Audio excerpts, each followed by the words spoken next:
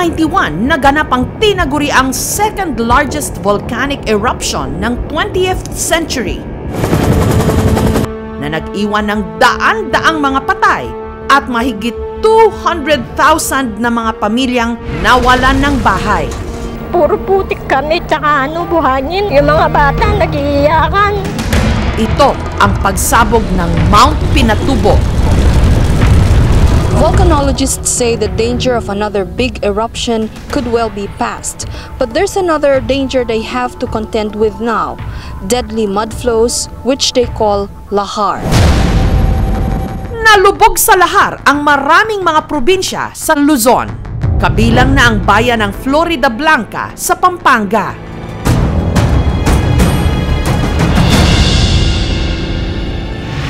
Pero ang ilang mga taga Floridablanca may paniniwala kung bakit tila naghiganti ang kalikasan. Ilang buwan kasi bago naganap ang pag-alboroto ng Pinatubo, ang kanilang Santo Niño ninakaw. Sinasabi nila, ninakaw kasi ang ninyo, kaya nag-alboruto ang bulkan, inulan kami ng buhangin and then ashfall, gumuho ang aming simbahan. It was a miracle na yung parish priest namin, nakaligtas siya. Ang ninakaw na imahen, ang Apong Senyor Santo Niño de San Jose of Floridablanca. Taong 1867 pa ito inukit. May taas na 20 inches, gawa sa kahoy at may suot na korona. Kapartner ng isa pang santo na katabi nitong nakadisplay sa altar, si San Jose, na siya niyang kahawakan ng kamay.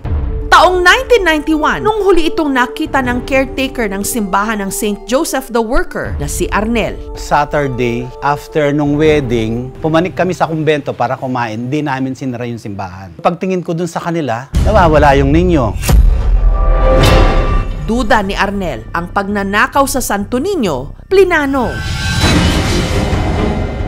May 4 na lalaki, parang hindi taga Florida, suspetsa ko, parang sila yung kumuha. After 2 days nga, na-spread na sa buong Florida na nawawala yung Santo Niño, dinampot ako dahil ako nga unang nakakita. Naabsweldo kaming lahat sa simbahan hanggang hindi nakita yung Santo Niño. Ang sabi nila, on that year, maraming talagang nangunguha ng mga antique images. Yung iba naman, nangunguha dahil sa another sect, sinisira nila yung mga old images. Nalungkot ka, parang nawalan ka rin ng kapatid, parang nawalan ka ng kaibigan, ganun.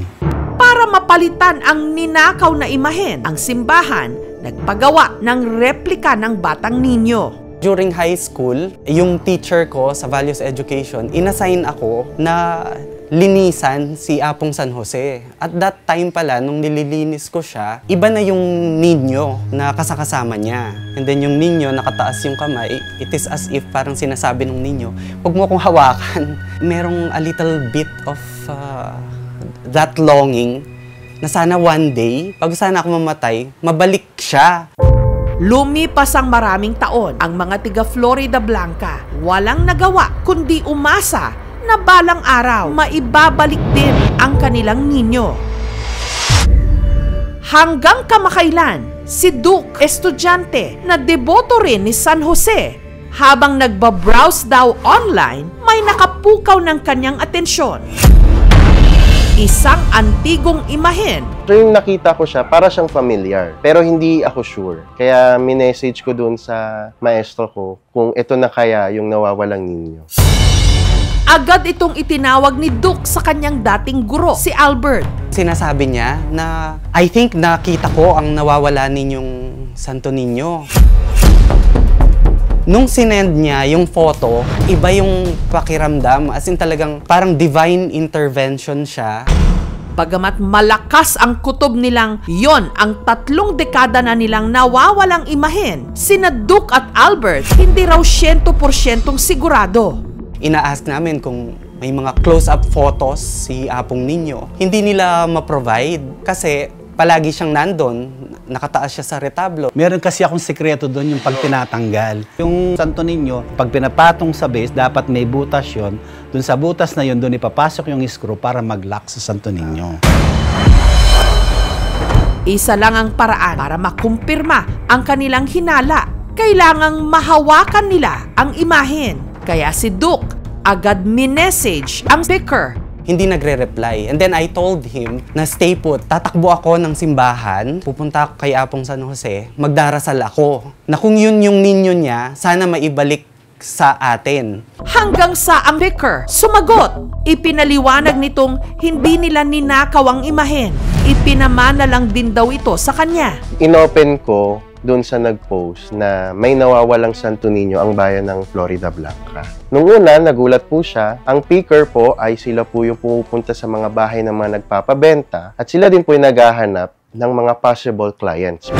Mula Pampanga, lumuwas ng Maynila si Albert para sunduin ang imahen. Yung parang it's a dream. Nung nagtama yung mata ng ninyo at saka ako, as in talagang humagulgol talaga ako eh. Ang sinasabi ko sa kanya kasi during the day, 80% sure ako na siya ang Apong Ninyo namin. Pero nung nakita ko siya, nung yung mata niya at saka yung mata ko nagtama, I am 100% sure na siya yun. Na siya yung naibalik. Ang vicar, bukas naman daw na ibalik ito. Pero sa isang kondisyon, kung mababayaran nila ito. Nag-iisip din ako ng paraan kung paano ko siya mababayaran yung presyong binigay. Nagtatanong ako sa mga kasamaan ko sa trabaho kung meron ba silang mga naitabi, kaso wala din. Wala kaming nakahanda na funds. Nag-volunteer si Doc Paul na yung money na gagamitin para makuha yung ninyo is manggagaling na sa kanya. Maswerteng ang kapatid ni Albert na si Paul, galanting sinagot ang pambayad. Sariling pera ko yun, savings ko. Napakahalaga niya talaga. Bilang taga Florida Blanca din, isa siya sa pinakalumang bagay sa simbahan. We're on our way home. Thank you so much, dear Lord. God bless us sa aming pag-uwi. Thank God for this beautiful day.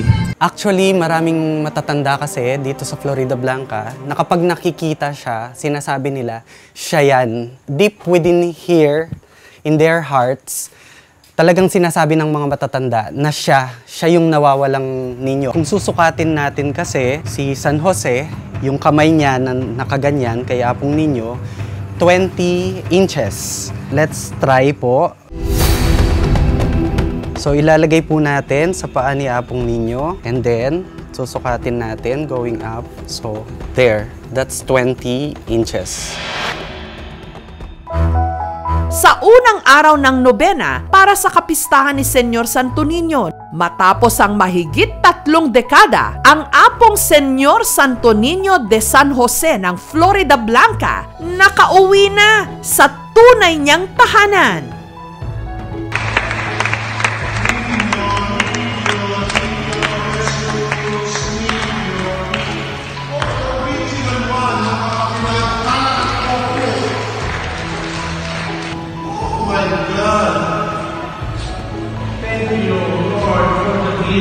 Na napakalaking biyaya nito, hindi ko nasukat akalain. It's a divine providence.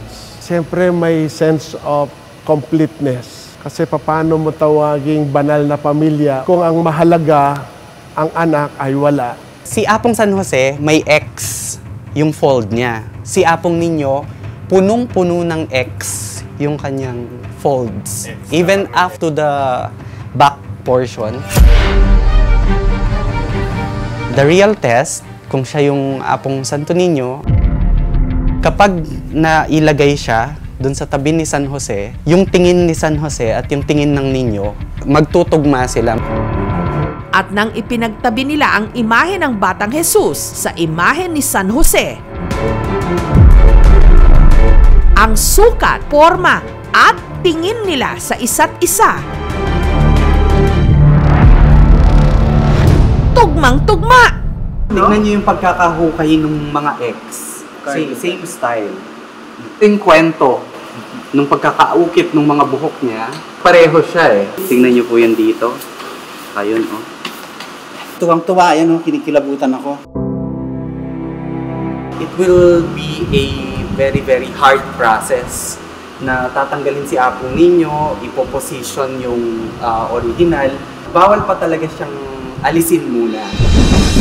Ang santo kanilang ipinarada.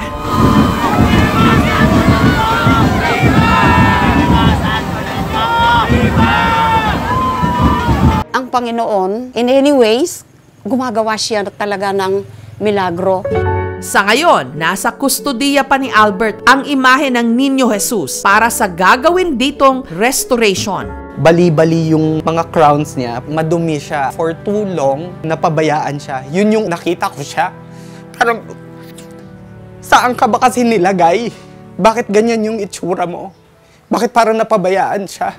We will begin the fumigation, yung just to make sure na wala siyang insekto sa loob, nasisira sa kanya. Maybe around more than 2 months.